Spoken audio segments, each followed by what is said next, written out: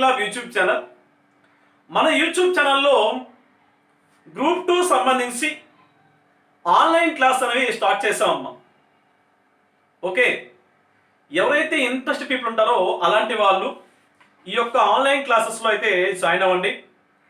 Very very very less ప్రైస్కి అయితే మేము అందిస్తున్నాం.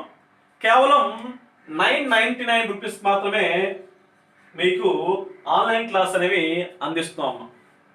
ఓకే, ఫుల్ డెప్త్గా అన్ని సబ్జెక్టులు కవర్ అయ్యే విధంగా పార్ట్ 1, పార్ట్ 2, పార్ట్ 3 అనే పేపర్ 1, పేపర్ 2, పేపర్ 3 ఇలా అన్ని సబ్జెక్టులు కవర్ అయ్యే విధంగా అయితే ఈ యొక్క ఆన్లైన్ బ్యాచ్ ఉంటుంది. ఓకే, సో ఎవరైనా ఈ యొక్క బ్యాచ్లో సార్ నేను జాయిన్ అవ్వాలనుకుంటే ఈ నంబర్కి అయితే కాంటాక్ట్ చేయండి. ఓకే, 9704670893. ఓకే, అయితే ఈరోజు మనం స్టార్ట్ చేసే ఫస్ట్ క్లాస్ ఏంటంటే ఆధునిక భారతదేశ చరిత్ర, మోడర్న్ హిస్టరీ. ఈ సబ్జెక్ట్ అనేది మనకి చాలా చాలా కీ రోల్ ప్లే చేసే సబ్జెక్ట్ అమ్మా. ఈ సబ్జెక్ట్ని ఎవరైతే పూర్తి స్థాయిలో అవగాహన చేసుకొని ఆ కాన్సెప్ట్ మొత్తం నేర్చుకుంటే వాళ్ళకి పాలిటీ చాలా ఈజీగా అర్థమవుతుంది, ఎకానమీ చాలా ఈజీగా అర్థమవుతుంది, జోగ్రఫీ కూడా చాలా చాలా ఈజీగా అర్థమవుతుంది అనమాట. ఓకే, సో స్టార్ట్ చేద్దాం. అసలు మోడర్న్ హిస్టరీ అంటే సింపుల్గా చెప్తానమ్మా, ఏం లేదు, ఒకసారి చూడండి. ఇలా ఉన్న ఇండియా, భారతదేశం ఎలా ఉందమ్మా. సో ఇలా ఉన్న భారతదేశం ఇలా మారడానికి గల కారణాలు తెలుసుకోవడమే ఈ ఆధునిక భారతదేశ చరిత్ర, మోడర్న్ హిస్టరీ. చాలా సింపుల్ అమ్మా, ఏమి చూడండి. సో ఇలా ఉన్న భారతదేశం ఎప్పుడు 14వ శతాబ్దం నాటికి ఈ విధంగా ఉందమ్మా. ఓకే, 14-15 శతాబ్దానికి ఈ విధంగా ఉన్న భారతదేశం అనేది ఇలా ఎలా మారింది ఓకే అని తెలుసుకోవడమే ఆధునిక భారతదేశ చరిత్ర. ఒకసారి చూద్దామమ్మా. ఒకసారి అంటే మీ అందరూ ఆదిత్య 369 లాగా ఫ్లాష్ బ్యాక్ వెళ్ళాం అంటే మన యొక్క పాస్ట్ కోసం వెళ్ళిపోదాం. సో ఇలా ఇలా తిరుక్కుంటూ వెళ్తే ప్రజెంట్ మన భారతదేశం ఏదైతే మనం ఇప్పుడు ఎక్కడ ఉన్నామంటే 14వ శతాబ్దం ఉన్నాం అనమాట. అప్పుడు చూద్దామమ్మా, ఈ విధంగా మన భారతదేశంలో ఉంది. చూద్దాం. ఇది విజయనగర సామ్రాజ్యం. ఓకే, విజయనగర సామ్రాజ్యం, ఒరిస్సా. సో ఇది మొత్తం బెంగాల్ విత్ ఇక్కడ మయన్మార్ కూడా కలిపి ఉంది, ఇక్కడ బర్మా కూడా కలిపి ఉంది. చూసుకోండి, ఇక్కడ ఉన్న బంగ్లాదేశ్, ఇక్కడ ఉన్న Burma and somewhat Myanmar total గా కలిసి ఉందన్నమాట.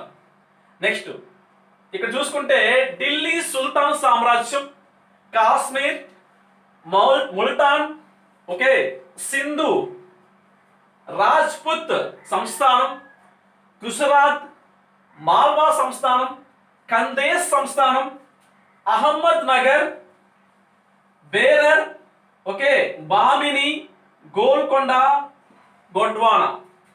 ఓకే, ప్రజెంట్ మన ఇండియా ఇలా ఉంది. ఇప్పుడు చూసుకుంటే Pakistan, Afghanistan, China, Nepal, Bhutan, okay, Myanmar, Bangladesh. So ఇలా ఉంది. ఒకప్పుడు ఎలా ఉందమ్మా, ఈ విధంగా ఉందన్నమాట.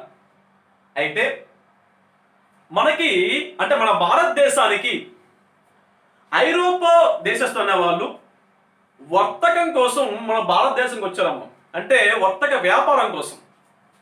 అంటే ఇక్కడ ఉన్న వస్తువులు అనేవి తీసుకుని వెళ్ళి వాళ్ళ యొక్క దేశాల్లో ఎక్కువ రేట్లకు అమ్మేవారు అనమాట. బేసిక్గా ఏంటంటే మెయిన్గా వర్తకం ఉండదంటే రోడ్డు లేదా భూమార్గం ఉండదమ్మా. కాన్సన్ట్రేషన్ అండి. ఓకే, రోడ్డు లేదా భూమార్గంలో అయితే వర్తకం చేసేవారు. ఓకే, భూమార్గంలో వర్తకం చేసేవారు. సో అయితే మనం దీని గురించి చెప్పగా ముందు అసలు ఈ మోడర్న్ హిస్టరీలో ఏ ఏ అంశాలు నేర్చుకోవాలని చెప్పేసి చెప్పుకున్న తర్వాత కొంచెం ముందుకు వెళ్తే ఇంకా బాగుంటుంది. రైట్. సో దీంట్లో సిలబస్ ఏముంటుందంటే యూరోపియన్ల రాక. ఫస్ట్ చూసుకుంటేనమ్మా ఫస్ట్ టాపిక్ అసలు మన భారతదేశానికి యూరోపియన్ అనే వాళ్ళు ఎలా వచ్చారు అని చెప్పేసి ఫస్ట్ టాపిక్ దీంట్లో. నెక్స్ట్ సెకండ్ టాపిక్ చూసుకుంటే యూరోపియన్ అనే వాళ్ళు భారతదేశాన్ని ఎలా ఆక్రమించుకున్నారు. దానిలో మెయిన్ గా చూసుకుంటే బ్రిటిష్ వారు భారతదేశాన్ని ఎలా ఆక్రమించుకుని చెప్పేసి సెకండ్ టాపిక్. థర్డ్ టాపిక్ విషయానికి వస్తే ఇలా ఆక్రమించుకున్న తర్వాత బ్రిటిష్ వారిపై జరిగిన తిరుగుబాట్లు థర్డ్ టాపిక్. దానిలో భాగం మనకి సిపాయిల తిరుగుబాటు వస్తుంది అనమాట. ఓకే, సో ఇలా తిరుగుబాటు జరిగిన తర్వాత కొన్ని సంస్కరణలు అనేవి భారతదేశం జరిగాయి అన్నమాట. అవి సాంఘిక, సాంస్కృతిక, మతపరమైన సంస్కరణలు జరిగాయి. ఆ సంస్కరణలు ఏంటని చెప్పేసి కూడా నేర్చుకోవడం నెక్స్ట్ టాపిక్ అన్నమాట. ఓకే, ఆ తర్వాత కుల ఉద్యమాలు ఉంటుంది. దాంతోపాటు చూసుకుంటే ముస్లిం ఉద్యమాలు ఉంటాయి అన్నమాట. ఈ ఉద్యమాలన్నీ నేర్చుకున్న తర్వాత నెక్స్ట్ భారతదేశంలో స్వాతంత్రం పొందడానికి జాతీయ ఉద్యమం అనేది ప్రారంభమైంది. ఈ జాతీయ ఉద్యమం అనేది ఎలా ప్రారంభమైంది, దానికి గాంధీ రాకముందు అంటే గాంధీ యుగానికి ముందు సో అతివాదులు మితవాదులు సో ఎలా పోరాటం చేశారు, ఆ తర్వాత కాలంలో గాంధీ గారు వచ్చిన తర్వాత ఆ తర్వాత జరిగిన సిచ్యువేషన్ ఏంటి, ఏ విధంగా మన భారతదేశానికి స్వాతంత్రం వచ్చింది, నెక్స్ట్ ఇలా ఉన్న భారతదేశం ఇలా ఎలా మారిందని చెప్పేసి పూర్తిగా తెలుసుకోవడమే ఈ యొక్క కాన్సెప్ట్ అమ్మ. I hope clear. మళ్ళీ చెప్తానండి.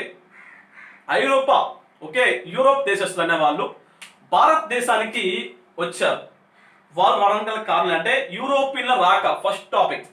సెకండ్ టాపిక్ చూసుకుంటే బ్రిటిష్ ఆక్రమణలు. ఇలా వచ్చిన వాళ్ళు వ్యాపారం కోసం వచ్చిన వాళ్ళు ఎలా మన భారతదేశాన్ని ఆక్రమించుకున్నారు, ఇది second topic. And third topic విషయానికి వస్తే ఇలా ఆక్రమించుకున్న తర్వాత మన భారతదేశంలో బ్రిటిష్ వారిపై జరిగిన తిరుగుబాట్లు ఏంటి, ఇది సిపాయిల తిరుగుబాటు ముందేం జరిగాయి, సిపాయిల తిరుగుబాటు తర్వాత ఏం జరిగింది చెప్పేసి మనం మొత్తం చూసుకోవాలి. ఆ తర్వాత కాలంలో మన భారతదేశంలో జరిగిన సాంస్కృతిక లేదా సామాజిక మతపరమైన సంస్కరణలు ఏమున్నాయి, దాంతోపాటు కుల ఉద్యమాలు ఏమున్నాయి, ముస్లిం సంస్కరణలు ఏమని చెప్పేసి నేర్చుకోవాలి. వెరీ నెక్స్ట్ ఏంటంటే నెక్స్ట్ జాతీయ ఉద్యమం అనేది ప్రారంభమైంది. కాంగ్రెస్ ఏర్పడింది. కాంగ్రెస్ ఎలా ఏర్పడింది, సో దానికి ఎవరో సహకరించారు, అతివాదులు అంటే ఎవరు, మితవాదులు అంటే ఎవరు, సో అవి చూసుకోవాలి.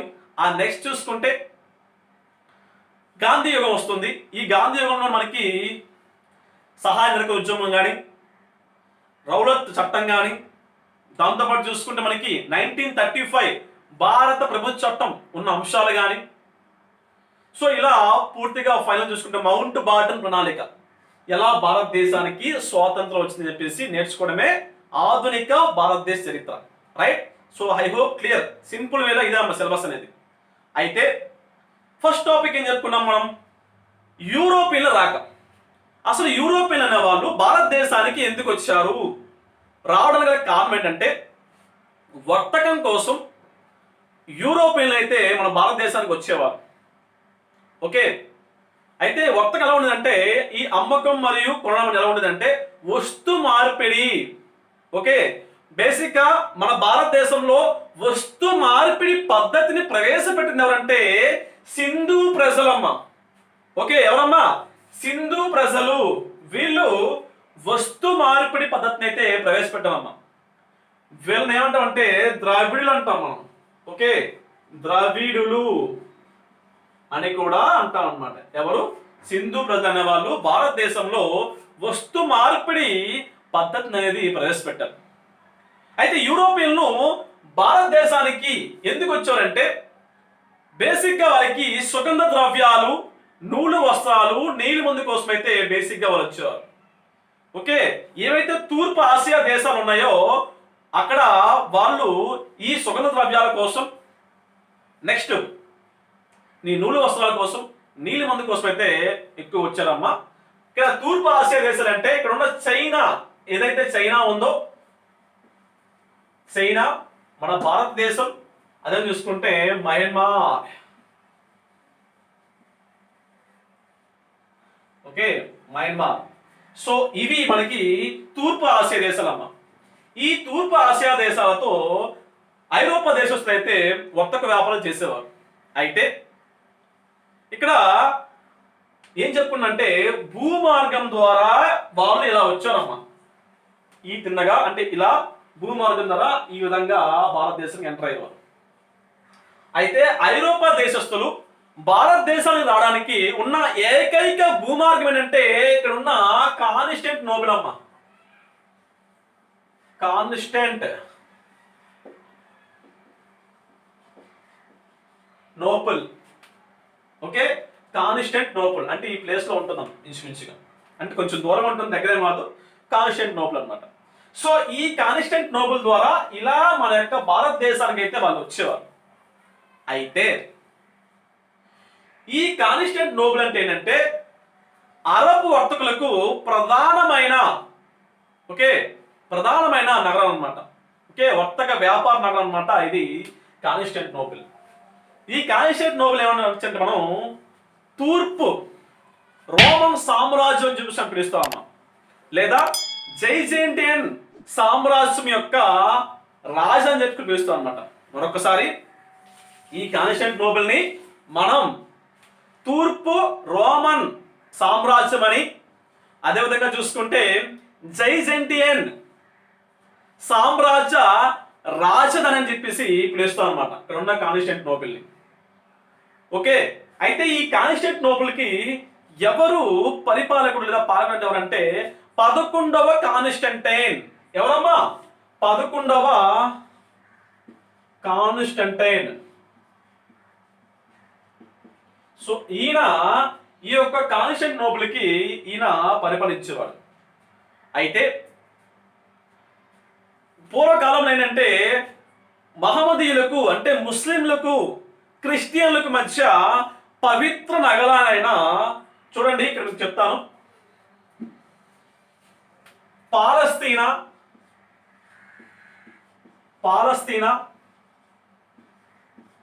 జెరూసలేం,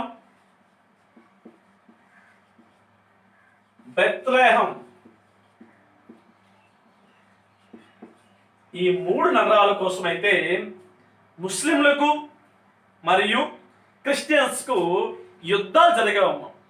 ఇవి పవిత్ర నగరాలు. సో ఈ నగరాలు అనేవి సాధించుకోవడానికి ముస్లింలకు మరియు అంటే మహమ్మదీయులకు మరియు క్రైస్తవులకు క్రూసేడ్ యుద్ధాలు జరిగావమ్మా. చాలా ఇంపార్టెంట్. ఓకే, ఏం యుద్ధాలమ్మా? ఇది చదివేస్తున్నాను, మీకు అర్థమైంది కదా. సో క్రూసేడు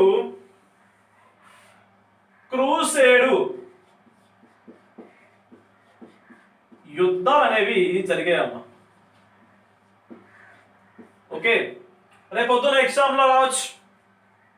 పవిత్ర నగరాలైన పాలస్తీనా, జెరూసలేం, బెత్లెహేం నగరాల కోసం ముస్లింలకు క్రైస్తవులకు మధ్య జరిగిన యుద్ధాలు ఏమంటారమ్మా?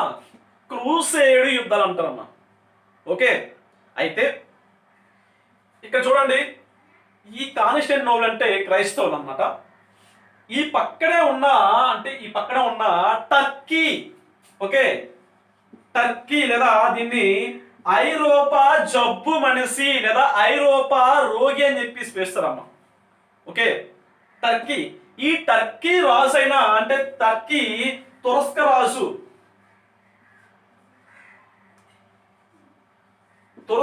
ఎవరంటే 2వ మహమ్మద్. ఓకే, టర్కీ రాజు ఎవరంటే 2వ మహమ్మద్. కాన్స్టాంటినోపుల్ రాజు ఎవరంటే 11వ కాన్స్టాంటైన్. సో ఈ టర్కీ రాజు అయిన 2వ మహమ్మద్ ఏం చేస్తాడంటే ఈ కాన్స్టాంటినోపుల్ పైన దండయాత్ర చేస్తాడు. ఓకే, ఇలా దండయాత్ర చేసిన తర్వాత ఇతను 11వ కాన్స్టాంటైన్ ని, ఓకే, 11వ కాన్స్టాంటైన్ అయితే ఓడించి ఇతన్ని చంపేస్తారమ్మా. ఎవరు? ఈ 2వ మహమ్మద్. ఎప్పుడు? 1453లో. 1453లో ఈ 2వ మహమ్మద్ అని ఆయన ఈ 11వ కాన్స్టాంటినోపుల్ ని ఏం చేస్తాడు? ఓడించి చంపేస్తారన్నమాట. ఇలా చంపేసిన తర్వాత బేసిక్ ఏం చెప్పాను మీకు, భారతదేశానికి రావడానికి ఉన్న ఏకైక భూమార్గం ఏంటంటే కాన్స్టాంటినోపుల్. ఎప్పుడైతే టర్కీ రాజైన రెండో మహమ్మద్ ఇతను చంపేశాడో ఈ భూభాగాన్ని అయితే ఇక్కడ మూసేసారమ్మ. ఈ భూభాగాన్ని అయితే మూసేశాడు. అప్పటి తర్వాత ఏమైందంటే ఐరోపా వర్తకులైన వాళ్ళు భారతదేశానికి రావడానికి ఉన్న ఒకే ఒక్క భూమార్గం ఏంటది? కాన్స్టాంటినోపుల్. ఈ కాన్స్టాంటినోపుల్ అనేది అక్కడితో రాకుండా అయిపోయింది అనమాట. ఎప్పుడైతే అలా అయిపోయిందో, ఎప్పుడైతే ఇలా ఇతను ఓడిపోయాడో, ఇతను చనిపోయాడో, ఈ రెండో మహమ్మద్ ఏం చేశాడంటే అలా ఆపేశారు కదా. ఆపేసిన తర్వాత ఐరోపా దేశాల్లో ధరలు అనేవి పెరిగిపోవడం, ఎగుమతులు దిగుమతులు లేకపోవడం, అక్కడ వాళ్ళ యొక్క ఆర్థిక పరిస్థితి అనేది రాను రాను బాగా దెబ్బతిందమ్మా. అలాంటి సిచ్యువేషన్లో ఐరోపా దేశాలు అనేవి ఎలా అయినా భారతదేశంలో వ్యాపారం చేయాలని చెప్పేసి, ఎలాగైనా భారతదేశానికి సముద్ర మార్గాన్ని కనుగొలని చెప్పేసి ప్రయత్నాలు జరిపారమ్మా. ఓకే, చూడండి, బేసిక్గా ఎవరైనా క్లాస్ చెప్పేటప్పుడు మనకి భారతదేశం ఉంది, కాన్స్టాంటినోపుల్ ఉంది. సో కాన్స్టాంటినోపుల్ని ఇతను చంపేశాడు. చంపేసిన తర్వాత ఐరోపా వాళ్ళు సముద్ర మార్గం కనుగొని చెప్పేసి వాస్కో డి గామా అని చెప్పేసి క్లాస్ చెప్తారు. కానీ దానికన్నా ముందు మనకి ఇంత బ్యాక్గ్రౌండ్ ఉందమ్మా. ఓకే, అసలు మన భారతదేశం ఎలా ఉందో తెలుసుకోవాలి ఫస్ట్ ఆఫ్ ఆల్. మీకు ఎందుకంటే ప్రెసెంట్ చూడండి, ఇది విజయనగర సామ్రాజ్యం ఉన్నప్పుడు ప్రెసెంట్ చూసుకుంటే ఇక్కడ ఏముందమ్మా? ప్రెసెంట్ ఇక్కడ తమిళనాడు ఉంది. సో దీని పక్కనే ఉంది ఇక్కడ కేరళ ఉంది, ఇక్కడ ఉంది కర్ణాటక ఉంది. బట్ మనకి ఏం కనిపించట్లేదు. మనకి కర్ణాటక ఏది, కేరళ ఏది, తెలంగాణ ఏది, ఆంధ్రప్రదేశ్ ఏది, మహారాష్ట్ర ఏది చెప్పండి ఒకసారి, ఛత్తీస్గఢ్ ఏది? ఇక్కడ మొత్తం బెంగాల్ ఉంది, వెస్ట్ బెంగాల్ ఎక్కడ ఉంది? ఇక్కడ చూసుకుంటే మొత్తం టోటల్గా అస్సాం ఎక్కడ ఉంది? మనకేం అర్థమవుతుందా? అంటే మనం ప్రతి పాయింట్ తెలుసుకోవాల్సిన అవసరం ఉంది. ఏదో గుడ్డిగా మనం క్లాస్లోకి వెళ్తే మనకెక్కడో ఒక బ్లైండ్లెస్ అంటే బ్లైండ్ లానే ఉంటుందమ్మా. అలా కాకుండా మన క్లాస్ అనేవి ఫుల్ డెప్త్గా చాలా క్లియర్గా ఉంటాయి. విషయం గమనించండి. ఓకే, ఏం చెప్పుకుంటాం మనం? సో కాన్స్టాంటినోపుల్ని చంపేశారు. చంపేసిన తర్వాత అక్కడ ప్లేస్ని అయితే అక్కడ రాకుండా ఆపేశారు. సో ఎప్పుడైతే ఆపేసిన తర్వాత సాంస్కృతిక పునర్జీవనం అనేది ప్రారంభమైందాం. ఎప్పుడు? 15వ శతాబ్దంలో. ఓకే, 15వ శతాబ్దంలో సాంస్కృతిక పునర్జీవనం ప్రారంభమైంది. దీనే రైనోసెన్స్ అని చెప్పేసి కూడా అంటాం. ఓకే, అయితే ఎప్పుడైతే ఇతను ఓడిపోయిన తర్వాత మిగతా ఎవరైతే ఐరోపా వాళ్ళు ఉంటారో అలాంటి వాళ్ళందరూ పశ్చిమ టర్కీకి అయితే వలస వెళ్ళిపోయారు అనమాట. సో ఇలా వలస వెళ్ళిపోయిన తర్వాత ఈ ఐరోపా దేశాల్లో తీవ్రమైన సంక్షోభం అనేది చూశారనమాట. అంటే ఎగుమతులు దిగుమతులు లేకపోవడం, సో వాళ్ళ యొక్క ఆర్థిక పరిస్థితి అనేది సరిగ్గా లేకపోవడం, ఎలాగైనా సరే భారతదేశంతో వ్యాపారం చేయాలి, భూమార్గం ముగిసిపోయింది కాబట్టి ఎలాగైనా భారతదేశానికి సముద్ర మార్గాన్ని కనుగొనాలని చెప్పేసి ఒక ప్రయత్నం అనేది అప్పుడు మొదలు పెట్టారు. వీళ్ళకి సహకరించిన ఒక మంచి సహాయం ఏంటంటే మార్క్ పోలో రచించిన మై ట్రావెల్స్ అనే గ్రంథం అనేది ఈ ఐరోపా దేశస్తులకి అయితే మాత్రం భారతదేశంలో ఉన్న సంపదలను అయితే తప్పకుండా అక్కడున్న ఏవైతే వనరులు ఉన్నాయో వాటిపై కన్నుపడింది. ఇక్కడి నుంచి అవి తీసుకెళ్ళి మన యొక్క దేశంలో వీటిని నమ్ముకుంటే చాలా సంపదలు సంపాదించని చెప్పేసి వాళ్ళలో ఆశ పెరిగింది. ఎందుకంటే ఈ మార్క్ పోలో అనే ఆయన తన యొక్క గ్రంథంలో భారతదేశంలో ఉన్న సంపదల కోసం పూర్తిగా ఆయన వివరించారనమాట. సో దాన్ని ఆధారంగా చేసుకొని ఎలాగైనా సరే భారతదేశానికి సముద్ర మార్గాన్ని కనిపెట్టాలని చెప్పేసి ప్రయత్నం చేశారు. సో ఇలా ప్రయత్నం చేసిన తర్వాత మన భారతదేశానికి వచ్చిన మొట్టమొదటి ఐరోపా దేశస్తులు ఎవరంటే పోర్చుగీస్ వారమ్మ. Okay, got my point. Portuguese వారు ఎవరు ఎప్పుడు వచ్చారు? మొదటగా వచ్చారు. రెండవ రోజు చూసుకుంటే డచ్ వారు వచ్చారమ్మ. ఫస్ట్ పోర్చుగీస్ వారు, సెకండ్ డచ్ వారు, థర్డ్ ఎవరమ్మా? Can anyone comment? So comment చేయగలరా? బ్రిటిష్ వారు, నెక్స్ట్ డేనిష్ వారు అంటే డెన్మార్క్ వాళ్ళు, నెక్స్ట్ ఫ్రాన్స్ వారు. సో గమనించండి ఎవరు ఎప్పుడు వచ్చారంటే ఫస్ట్ వచ్చింది ఎవరు? పోర్చుగీస్, సెకండ్ డచ్ వారు, థర్డ్ బ్రిటిష్ వారు, ఫోర్త్ డెన్మార్క్ ఆర్ డేనిష్ వారు, ఫిఫ్త్ చూసుకుంటే ఫ్రాన్స్ దేశస్తులు. ఓకే, సో ఈ విధంగా వచ్చారు. అయితే వాళ్ళు ఏ విధంగా వచ్చారని చెప్పేసి మనం కూడా తెలుసుకుందాం. ఓకే.